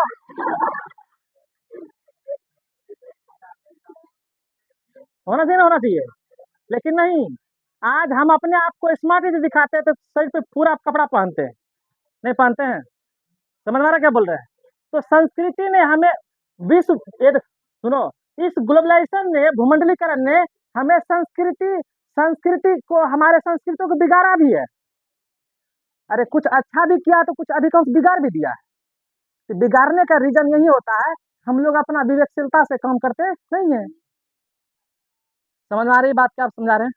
देखो, इस चैप्टर को पढ़ने का उद्देश्य ज्ञान मतलब जो है कि क्वेश्चन बनाना नहीं होता है, तुम्हारे अंदर जो है कि सोच डेवलप करना होता है। तुम्हें अपना सोच डेवलप करना पड़ेगा। ये चैप्टर यही सिखाता है। देखो दुनिया कैसे बदल रहा है, और दुनिया के बदलते स्वरूप के साथ साथ तुमको कितना बदलना है, ये चीज समझना है तुम्हें। लेकिन नहीं, अपने आप को पूरे बदल देता है, पूरा नहीं बदलना है। चलिए, अब हमारे यहाँ देखो, तो हमारे यहाँ क्या भोजन की यात्रा देख रहे हैं। भोजन में देखोगे, खास करके भोजन में देखोगे, हमारे यहाँ जो है कि आए थे सबसे पहले पुर्तगाली। हमारे कौन आए थे? पुर्तगाली। 1498 ईस्वी में आया था पुर्तगाली, यानी कि 15वीं सदी में, अंततः में। ठीक है, तो वास्को डिगामा आए थे जब यहाँ पे, तो समुद्री व्यापार के साथ भारत का खोज किया था। और भारत में व्यापार के साथ साथ हमारे यहाँ बहुत ऐसे खाद्य सामग्री था, खाने वाला सामग्री, इतने खाने वाला सामग्री कमी था कि हम लोग जो इस चीज का पूर्ति नहीं कर पाते थे, और हम लोग खाद्य सामग्री से जो है कि खान पान पूरा नहीं कर पाते थे। ऐसे में से पुर्तगाली सब जब आया, उसने जो अपने साथ बहुत ऐसे खाद्य पदार्थ लाया जो कि हम लोगों ने जल्दी अपना लिया उसका। जैसे कि उसने आलू लाया। आलू हमारे यहाँ का खेती नहीं है, ये पुर्तगाल से आया है खेती यहाँ पर, और ये आलू पुर्तगालियों ने आकर के यहाँ लगाया है। और ये आलू होने के साथ जो है कि हमारे भारत जैसे जनसंख्या वाला देश में जो है कि, बढ़ते जनसंख्या वाला देश में जो है कि लोगों को कुपोषित होने से ज्यादा रोका। इसलिए आलू में जो है कि कार्बोहाइड्रेट की मात्रा अच्छा रहता है, प्रोटीन जो भी कार्बोहाइड्रेट अच्छा रहता है, और ये ऊर्जा का अच्छा स्रोत है आलू। इसलिए जो है कि जब आलू आ गया तो लोग सबको खाना आसान हो गया। कैसे हो गया? घोड़ा तापी रहती है, आलू फेंक दिलिए, पक गया, आया, लपेट दिया था, जाए हो गया, कार्बोहाइड्रेट रेडी है शरीर में, ऊर्जा नहीं बन गया। ऐसे में से क्या हुआ कि लोग कुपोषित होना कम। आज देखो, ऐसा कोई खाना, तुम कोई खाना खा लो बिना आलू, कैसे बोलो तो बिना आलू खाना खा के आए। देखो आज आलू जो है कि सब्जी का राजा है ना है। और आलू ऐसा है कि हर सब्जी के साथ कटक बराबर, हम हर तरीका से चलते हैं, सबके साथ मिला दो हम सबकी तरह बन जाते हैं, नहीं बनता है। आलू को जिसके साथ मिला दो उसके साथ रेडी है वो, ना है कि ना है? जब बता, तो जब आलू नहीं होता, सुनो पहले, यदि आलू हमारे यहाँ नहीं आता, तो आज जो देखते हो जनसंख्या इतना विस्फोट में है जनसंख्या में, आज जो है कि कुपोषित अधिकांश बच्चा होता, अधिकांश बच्चे भूखे रहता है। आदमी जो है कि जो खाना खाना चाहिए नहीं खाता है। अब उसमें से आलू अधिकांश चीज को जो पूर्ति कर देता है। भाते बनल है, अन्न है, सब्जी दाल कुछ नहीं बनल है, कौन चीज आलू है, तो उसे गुड़ के जो कि चोखा बना करके लपेट के खा के बराबर कर दिया, नहीं करता है। हो गया चोखा भात, नहीं हो गया। खिचड़ी बनल है, आलू गुड़ा, खिचड़ी चोखा से शुरू, रोटी सेक दिया, चोखा बना दिया, लिट्टी चोखा शुरू। आलू किधर प्रयोग नहीं होते, देखो आलू को एकदम चीज बना दिया, कचकचिया खाना शुरू कर दिया, देखो वही भात है, वही ऊपर में आलू के तरकारी है, ओकरे कुकड़ियो है, न है चिप्स, न है। तो ये आलू कहाँ से आया? पुर्तगाल से आया। अब पुर्तगाल से आया, और साथ में ध्यान देना यहाँ पे, हाँ पुर्तगाल से आया। अनानास जानते हो? अनानास, अनानास जानते हो? वो जो अनानास, उसको चापली कलर बोलते हो, हाँ, वो काटने के बाद मीठा लगता है जो पीला पीला, वो हमारे यहाँ खेती ना है। वो खेती कहाँ से आया? पुर्तगाल से आया। उसके बाद देख लो, ये देखो, क्या कहता है कि पपीता खाए, पपीता, सब प्रोटीन जो अधिकांश, मैक्सिमम प्रोटीन जो अधिकांश पपीता में, पका हुआ पपीता में है। ये पपीता भी हमारे यहाँ का नहीं है, विदेशों से आया है।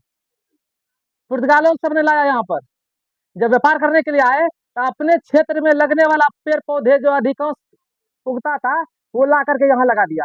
लगाया तो धीरे धीरे लोगों को खाना पसंद हुआ, इतना पसंद हुआ कि लोग इसका कॉपी करना शुरू कर दिया। और जब खाएगा, अब एक बात ध्यान देना, एक बात ध्यान देने वाली बात यह है, ऐसा खाद्य पदार्थ जिसमें कि हमको कम समय में उपज हो जाए, और हम अपना घर में जो है कि खाद्य पदार्थों को आवश्यकता की पूर्ति कर ले, तो इससे हम जल्दी लगाएंगे, लगाएंगे। आलू 90 दिन में तैयार हो जाता है, 2 महीना में तैयार, 2 1.5 महीना, 2.5 महीना में तैयार हो जाता है। 60 आलू, 90 दिन का भी आलू होता है। तो ऐसे सब आलू जो है कि देखो, तो क्वालिटी क्वालिटी ला दिया। आज आलू हम लोग जल्दी जल्दी लगाते हैं, नहीं लगाते हैं? नहीं लगाते हैं। तो इसमें आलू, आलू, अनानास, पपीता, ये सभी चीज जो है कि विदेशों से आया है। ठीक है। अब इसमें से देखो, पहले जो है कि इसमें से जो है कि इसमें से जो कि इससे हम लोग जो है कि आप बोलोगे सर ये सब हमारे, क्या हमारे यहाँ से नहीं गया, पूरी दुनिया गया है। पहले पूरे दुनिया में देखोगे, भारत मात्र एक ऐसा देश था जहाँ गन्ना उत्पादन ज्यादा होता था। केतारी, पता नहीं भगवान से मिस हो गया केतारी बनाने में। वो बनेबो किया, उसमें इतना रस भरा, इतना मीठा चीज दिया, लेकिन उसको बना दिया डंटा टाइप का। समझ लो, खा ही नहीं सकता। बुढ़ा सा तो ऑरेंज बात है। अब जो देखो, अब बोलोगे सर पूरे दुनिया का सिर्फ आया है, हमारे यहाँ से नहीं गया, दुनिया दुनिया में गया है। यहाँ जो है कि यहाँ हमारे यहाँ सब सर्वाधिक उस समय जो है सबसे ज्यादा गन्ना उत्पादन होता था। और गन्ना जो होता था, गन्ना को निचोड़ोगे ना, उससे रस निकलेगा। रस यानी कि जिससे कि बनता है कौन चीज, चीनी बनता है, नहीं बनता, शक्कर बनता है। शक्कर चीनी जितना निर्माण होता है। ये चीज जो है कि लोगों ने खा खा के जो है कि इसमें भी कार्बोहाइड्रेट, क्या हुआ, रिकॉर्ड नहीं हो रहा? चलो समझते हैं। तो ये जो गन्ना जो केतारी देखते हो, किसको कहते हो? ध्यान से बैठो, सही समझो। ये जो गन्ना देखते हो, तो जब वहां से आया यहाँ पे, यहाँ से भी जब पुर्तगाली जा रहा था, जब पुर्तगाली जा रहा था, उसको भी ये बात समझ में आएगा कि यहाँ नया क्या चीज था, यहाँ गन्ना था। और गन्ना से क्या मिलता? चीनी और शक्कर बनता था। पहले विदेशों में चीनी जो शक्कर जो निर्माण होता है, वो चुकंदर से होता था। चुकंदर से, जकरा जकरा हम लोग जकरा कह चुकी शकरकंद बोलते हो, नहीं बोलते हो? उसी सब से चीनी बनता था, लेकिन अच्छे क्वालिटी का नहीं बनता था। इसलिए अच्छे क्वालिटी में जो है कि गन्ना ज्यादा था। इसलिए कच्चे माल के तौर पर यहाँ से उठा करके, यहाँ से जो है कि यहाँ से उठा करके इसे गन्नों को उठा करके विदेशों में लगाना शुरू किया। ऐसे में से ध्यान देना सही से, यहाँ जो हम बता रहे हैं, ऐसे में से जो गन्ना सबसे बेहतर था, तो गन्ना लगाने में सबसे अच्छा, सबसे बेहतर मजदूर भारत के थे। कहाँ के थे? भारत के थे। ध्यान समझना क्या बोल रहे हैं। गन्ना लगाने का सबसे बेहतर मजदूर कहाँ के थे? भारत के थे, क्योंकि वो लगाने जानता था। और वो जो इस चीज को बड़ा पसंद करता था। इसलिए उसने सोचा कि यूरोपीय देशों में जो है कि इसका प्रचलन हो, अफ्रीकी सब देशों में जो इसका प्रचलन हो।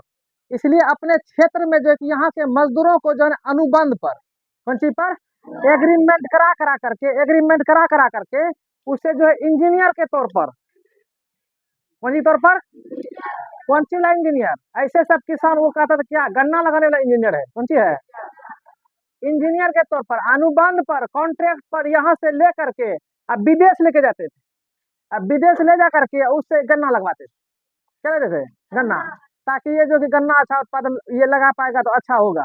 तो यहाँ तो विदेशी, यहाँ का मजदूर जो है कि सबसे ज्यादा मजदूर यदि गया, सबसे गया, तो बिहार का पश्चिमी क्षेत्र वाला, बिहार का पश्चिमी क्षेत्र वाला, यानी कि पूर्वांचल भारत में यूपी का एरिया और बिहार का एरिया, यूपी का एरिया और बिहार का एरिया, और साथ साथ में पंजाब का, साथ साथ का पंजाब का, पंजाब का पूर्वी यूपी का, पश्चिमी बिहार का, और पंजाब के ऐसे मजदूरों को जो है कि अनुबंध पर, कॉन्ट्रैक्ट बेसिस पर जो है कि यहाँ से उठा करके इंजीनियर के तौर पर लेके कहाँ गया? गन्ना लगवाने के लिए विदेश, यानी कि यूरोप के क्षेत्रों में, अफ्रीका क्षेत्रों में। वहां जब गन्ना लगाया, जब मजदूर गया वहां पर, ध्यान समझो, जब मजदूर वहां पे गया, मतलब श्रम गया, क्या लगाने के लिए? केतारी, गन्ना लगाने के लिए। ताकि ताकि वहां क्या होगा, चीनी उत्पादन क्या होगा, बढ़ेगा। क्योंकि चुकंदर से उतना चीनी शक्कर पूर्ति नहीं हो पाता था, और गन्ना ज्यादा पूर्ति करता है। इसलिए जो है कि ऐसे सब इंजीनियर जब वहां अनुबंध पे गए, ऐसे सब मजदूर को गिरमिटिया मजदूर कहा गया। क्या कहा गया? गिरमिटिया, गिरमिटिया मजदूर। क्या बोलते सर? इसे गिरमिटिया मजदूर कहा गया। क्या कहा गया इसे? और ऐसे गिरमिटिया मजदूर अनुबंध पे जाते थे, कॉन्ट्रैक्ट पे जाते थे। जब जाइएगा उधर से हमारे अनुसार फिर आइएगा यहाँ पर, ये गन्ना लगा के चल दिए वहां भागे दिए, नहीं, कॉन्ट्रैक्ट बेसिस पर, यानी कि अनुबंध पे तभी होगा। तो ऐसे सब जो इंजीनियर यहाँ से गए गन्ना लगाने के लिए, किसान जो सब गए, उसका मान मर्यादा प्रतिष्ठा खूब मिलने लगा। तो ऐसे सब मजदूर कहा कि यहाँ आए तो पैसों मिलता है, इज्जत प्रतिष्ठा सभी मिलता है, कौन जाता है बिहार की तरफ? अधिकांश मजदूर श्रमिक उधरे बस गया। ऐसा सब बसा कि शहर का प्रधानमंत्री तक बन गया। समझ आ रहा है? इतना पावरफुल था दिमाग का ये सब मजदूर है, समझ में ना? कितना कुछ मजदूर ऐसा गया, कुछ मजदूर जो पूरा नर्वसे था, उसका शोषणो हुआ, एकदम बैल की तरह मारा में खटेबो किया। लेकिन अधिकांश मजदूर को जो है कि सम्मान के साथ जो है कि वहाँ वहाँ का नागरिक बन गया। नागरिक बन गया तो अब यहाँ से बिहार से जो जाएगा, यहाँ से जाएगा तो वो अपना संस्कृति छोड़ेगा क्या? है ना? ये अपना संस्कृति यहाँ का संस्कृति वहाँ छोड़ देगा क्या? ना, वहाँ पे अपना संस्कृति लागू करेगा। ठीक है, वो भी जो है कि अब जो है कि अपना भात दाल तरकारी बजना शुरू नहीं होगा। अब यहाँ का प्रमुख भोजपुरी भाषा, तभी बड़ा अच्छा भोजपुरी भाषा था, छोड़ दो, क्या कर रहे हो? अब ऐसे में से जो मजदूर वहां गया, अब अपना अपना संस्कृति जो है कि भाषा, भोजपुरी भाषा वहां लगा दिया। अब भोजपुरी भाषा बोलने लगा। अब भोजपुरी भाषा लगने लगा तो वहां पे भोजपुरी गाना सुनने लगा। बताएंगे ऐसा क्षेत्र कहाँ था? हम श्रमिक जब पढ़ाएंगे तब, ठीक है। अब इसके साथ साथ जो है कि अब देखो, इसी में से पुर्तगालियों द्वारा हम भोजन में देख रहे हैं, भोजन में आलू अनानास क्या कहते हैं, पपीता भारत में चला। इसमें से और एक कौन सी है? तंबाकू। कौन सी है? आज जो खैनी खेने का प्रचलन देखते हो, ये खैनी का प्रचलन कहाँ से आया है? पुर्तगाल से आया। असल में देखो, तंबाकू, तंबाकू जो होता है हीरोइन होता है, हीरोइन होता है, हीरोइन ना, हीरोइन। तंबाकू, हीरोइन और जो है कि चरस सब जो बहुत ऐसा चीज होता है, वो केमिकल दवाई सब में यूज होता है। ठीक है, वो सब दवाई में यूज होता है। लेकिन लोग दवाई में कम यूज करे, खैनी लटा के ज्यादा यूज करे। इसलिए देखना, आज खैनी का प्रचलन देखते हो, सिगरेट का प्रचलन देखते हो, सब विदेशों के द्वारा हमारे मतलब जो कि पसारा गया चीज है। चाय पीते हो? चाय, चाय, चाय देखो चाइना से आया है, चीन से ही चाय आया है। जो चाय पीते हो आज, पूरे दुनिया में चाय का प्रचलन चीने से फैला है। चाय, चाय, चाय का यह,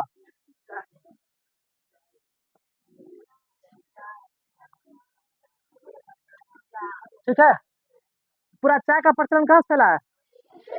चीन से फैला है। चीन से देखो, चाय पहले चीन से यूरोप गया, और यूरोप से धीरे धीरे तब हमारे यहाँ आया है, समझ में? इसलिए देख रहे हो ये किसका असर है? किसका असर है? चलिए आगे बढ़े क्या? अब सुन लो, इसी में से सुन लो पहले। अब ऐसे में से जो देश भूमंडलीकरण से नहीं जुड़ रहा था, ध्यान सुनना तरफ, जो देश भूमंडलीकरण से नहीं जुड़ रहा था, ऐसे देश में देखो हानि कैसा हो रहा था। अभी हम भारत में दिखाए कि भूमंडलीकरण से जुड़ने से पूर्व जो है कि हमारे यहाँ आर्थिक मंदी आ गया, आर्थिक स्थिति गड़बड़ा गया। ऐसे में से कुछ देश था जो भूमंडलीकरण से नहीं जुड़ा था, जैसे कि 1870 में, सॉरी, हम बात करेंगे थोड़ा सा कहाँ, यहाँ पे आयरलैंड में 1845 से 49 के बीच, 1845 में देखो भूमंडलीकरण हम देखते हैं 1890, 1990 91 के बाद देखते हैं। उससे पूर्व देखो, जो पूरे दुनिया से व्यापार नहीं करता था, वहां पे सिर्फ आयरलैंड में क्या हुआ था, आलू का मिलना बंद हो गया था। कभी हुआ था क्या? जनसंख्या जब बढ़ा ना, तो आलू उत्पादन वहां घट गया था। जब आलू उत्पादन घटा था, लेकिन 1845 से 4 साल के अंदर में लगभग लाखों आदमी आलू बिना खेले मर गया। आलू खाने के लिए नहीं मिला, लाखों आदमी मर गया। अब समझ सकते हैं इसका मतलब का क्या सोच रहे हो? इसका मतलब ये होगा, वहां के लोग अधिकांश जो है आलू पर ही डिपेंड होगा, निर्भर होगा। सुनना है बात? जिसका जिसका जो है कि पोषण का अधिकांश पूर्ति आलू ही करता होगा। आज भी हमारे भारत में जो है कि यदि अधिकांश अधिकांश पोषण यदि पूर्ति करता है तो आलू करता है, नहीं करता है? लेकिन कोई आदमी, कोई भी गरीब से गरीब आदमी झोला लेके यदि जा रहा है तो जरूर वो आलू खरीद के लाएगा, नहीं लाता है? अपने बच्चे को कुछ ना कुछ खिलाएगा तो आलू की सब्जी जरूर खिलाएगा, चोखा चोखे खिलाएगा, लेकिन खिलाएगा, नहीं खिलाता है? इसलिए आलू जो है कि हमारे भारत में गरीबों का कुपोषित से बचाया भी है, और पोषण का सबसे बड़ा सहयोग भी बना। कौन सी? आलू। ठीक है, और इसमें तंबाकू तो बहुत बड़ा हानियो बना। चलिए आगे बढ़े क्या? आगे बढ़े। अब थोड़ा सा 1870 की कहानी देखो। 1870 में, उसमें पूरे विश्व में, खास करके यूरोपीय क्षेत्र, जो ध्रुवीय क्षेत्र वाला देश था, यूरोपीय क्षेत्र में क्या था कि जो भी खाद्य पदार्थ आवागमन होता था, ध्यान समझना, जो भी खाद्य पदार्थ आवागमन होता था, 1870 का नहीं बोल रहे, तो उस समय क्या हुआ था, ध्यान देना, उस समय यूरोप में इंग्लैंड सबके देश, इंग्लैंड से देश अपने भारत को जो है कि गुलाम बनाया हुआ था। क्या बनाया हुआ था? गुलाम बनाया हुआ था। 1870 ईस्वी में जो है ना रेफ्रिजरेटर का आविष्कार हुआ। रेफ्रिजरेटर मतलब क्या होता है? इसको क्या कहते हैं हम लोग? रेफ्रिजरेशन इसको बोलते हैं, इसको हम फ्रिज बोलते हैं। क्या बोलते हैं? फ्रिज। फ्रिज देखते हो घर में है ना, फ्रिज, फ्रिज है ना, ध्यान दो। तो फ्रिज का जब ध्यान देना, जब फ्रिज का निर्माण हुआ तो फ्रिज ने भी एक देश से दूसरे देश ले जाने के लिए सामान को, खाद्य सामग्री को ताजा बना के लेके जाने लगा। इसलिए फ्रिज का प्रचलन ज्यादा आया। हुआ कैसे? समझो। जैसे कि जैसे कि विदेश से, पुर्तगाल से, यूरोप के किसी, इंग्लैंड से, किसी देश से यदि कोई व्यापारी यहाँ आया व्यापार करने के लिए, अब यहाँ से जाने वक्त उसे काफी मांस का जरूरत था। ध्यान समझना, मांस। यूरोपीय क्षेत्र में, ध्रुवीय प्रदेश वाले क्षेत्र में अधिकांश लोग मांस, ठंडा प्रदेश में लोग मांस खाना ज्यादा पसंद करता है, क्योंकि मांस गर्मीला भोजन है, खाने के बाद शरीर में एनर्जी ज्यादा होता है और गर्म शरीर को रखता है। तो ऐसे में से रेफ्रिजरेटर यानी कि फ्रिज ने जब यहाँ से जब व्यापार करके लौटने लगता था तो फ्रिज में कच्चे मांस को, कच्चे पदार्थ को, कच्चे मांस सबको रख देता था। रखने के कारण क्या होता था कि ऐसे मांस जो है कि वहां टाइम पे जो है कि जाते जाते खराब होता नहीं था। असल में इसलिए इसका प्रचलन बढ़ गया। आज भी देखो तो आज हम अपने घरों में भी दूध ना खराब हो जाए, सब्जी ना खराब हो जाए, इसलिए देखना कि हम लोग जो कि फ्रिज में रख देते हैं, वो तरोताजा रहता है, नहीं रहता है, हैं? इसका मतलब है कि जो सामान हमारे यहाँ से ले जाने में सड़ जाता है उसके देश में जाते जाते, ऐसे सामानों की रक्षा करने के लिए वो फ्रिज का यूज करना शुरू किया। सिंपल से बात बताते हैं, पानी तक खराब हो जा रहा है, पानी तक खराब होता था। अब बताते यहाँ से निकला वो जहाज पर, तभी जाने आवागमन का साधन जहाज था, पानी ले जहाज। अब जहाज से निकला, अब जो है कि बहुत बड़ा जहाज है, उस पर जो है कम से कम हजारों मजदूर है, हजारों जनसंख्या में सब कार्य कामगार सब है। अब बैठा हुआ, अब वो पानी कहाँ से पिएगा? भारत में पानी भरा है वो, अब पानी लेके जाते जाते जाते जाते पानी बीचे में 2 दिन के बाद खराब। तब क्या होगा? क्या पिएगा? बीमार पड़ेगा ना पड़ेगा? इसलिए ऐसे सब बीमार नहीं पड़ेगा जी, बिल्कुल पड़ेगा। ऐसे ऐसे जगह पानी को फ्रिज में नहीं रखता था, ऐसे सब जगह पे मात्र भारत में एक नदी गंगा है, इसका पानी कभी खराब नहीं होता है। इसलिए जो है कि जाने वक्त जहाज पर गंगा का पानी लोड करता था और पीले पीले यूरोप पहुंचता था। बताइए कि हमारे यहाँ गंगा जी पानी पीले पीले वो वहां पहुंचता था। और कच्चे मांस सब के लिए फ्रिज का प्रयोग करता था। इससे क्या हुआ कि मांसों का, मसालों का, बहुत ऐसे चीजों का जो है कि आवागमन यहाँ से ले जाना आसान हो गया। इसलिए पूरे दुनिया में धीरे धीरे फ्रिज का प्रचलन क्या हो गया? फैल गया। आज देखिए प्रत्येक घर में फ्रिज है ना, है? तो फ्रिज किस लिए है? आदमी को फ्रिज किस लिए होता है? जैसे कि गर्मी टाइम हुआ, रूम में जो है कि फ्रिज खोल दीजिए, रूम ठंडा हो जाएगा, नहीं हो जाएगा? फ्रिज नहीं लगाता है तेरा? हाँ, ऐसे लगाता है। फ्रिज किस लिए लगता है? फ्रिज खोलोगे ठंडा निकलता है ना, और रूम बंद करके फ्रिज खोल दोगे तो ऑटोमेटिक रूम ठंडा हो जाएगा ना, रूम का टेम्परेचर बढ़ जाएगा। ठीक है, हाँ, फ्रिज है कच्चे कच्चे कच्चे पदार्थ को सड़ने से बचाने के लिए। ठीक है, चलिए आगे बढ़े क्या? आइए सुन लो, पहले सुन लो। उस समय, ध्यान दो, उस समय जब हम 1870 की बातें कर रहे हैं, उस समय पूरे यूरोप में अधिकांश लोग जो है कि वहां पर जो है ना खाना पीना के लिए जो है ना अधिकांश लोग मांस पे निर्भर रहता था। किस पे? अधिकांश मांस पे। मांस पे निर्भर के लिए, मांस को ताजा बनाने के लिए चाहिए मसाला। तो व्यापार करने के लिए अधिकांश भारत वो मसाला लेके जाता था। देखिए तो हमारे खास सामग्री के रूप में खास करके इलायची सब जो है कि मसाला का अधिकांश आयात निर्यात हुआ कि नहीं हुआ? यहाँ से निर्यात हुआ कि नहीं हुआ? हमारे यहाँ से पूरे दुनिया में क्या गया? मसाला। पाकिस्तान के एरिया में और हमारे यहाँ जो केरला सब क्षेत्र में जो कि दुनिया भर का सबसे ज्यादा मसाला पाया जाता है, मसाला उत्पादन होता है। इसलिए पूरे दुनिया में मसाला गया और व्यापार करने का उद्देश्य भी था यहाँ से मसाला ले जाना। क्या लेके जाना? क्योंकि ध्रुवीय क्षेत्र वाला लोग अधिकांश मांस खाता है, मांस में जब तक मसाला डालोगे नहीं तब तक वो मांस तक अच्छा लगेगा ही नहीं खाने में। इसलिए यहाँ मसाला लेकर खूब ढो ढो के लेके गया।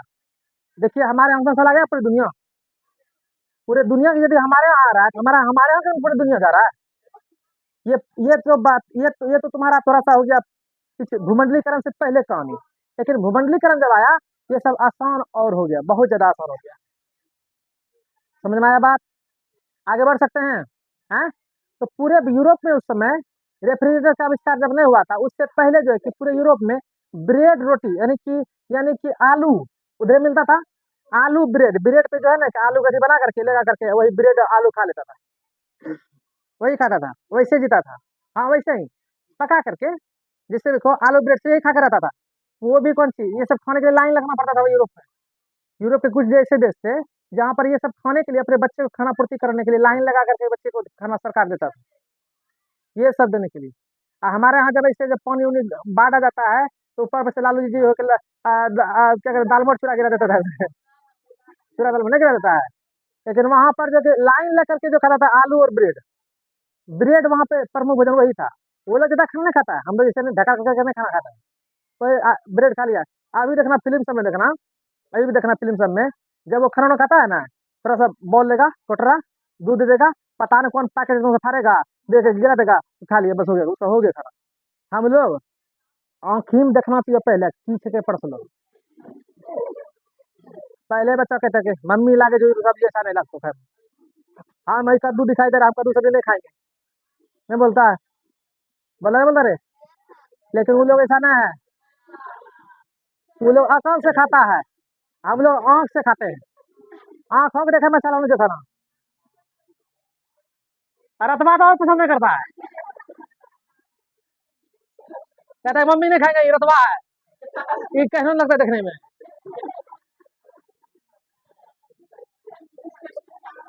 कहता है रे भोजन में रतवा परस में आएगा, बताइए ना ना हम ले लेंगे, हम ले लेंगे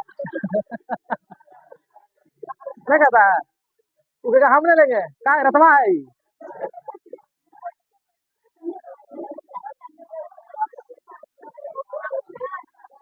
चलो हाँ आप छोड़ देते हैं, चलिए आप समझे। एक बात और सुन लो, सुनो, इंग्लैंड में उस समय, सुन लो, इंग्लैंड में उस समय आवश्यकता की पूर्ति करने के लिए वहां संसाधनों में जो कि अधिकांश जो एक सहयोग जो होता था, जो बाजार था वो स्मिथ फील्ड नाम का बाजार था। तो इसलिए जो है कि इंग्लैंड की राजधानी लंदन, लंदन में सबसे बड़ा बाजार स्मिथ फील्ड कौन सा था? पूरा मार्केटिंग पूरे पूरे लंदन में जो कि पूरे इंग्लैंड में मार्केटिंग का सबसे बड़ा पुराना बाजार कौन था? Smith field. अब यहाँ से कहानी हम कल बताएंगे, ठीक है? तो आज खत्म करेंगे, आज भी नहीं हो पाया खत्म, अब कल खत्म करके हटाइए।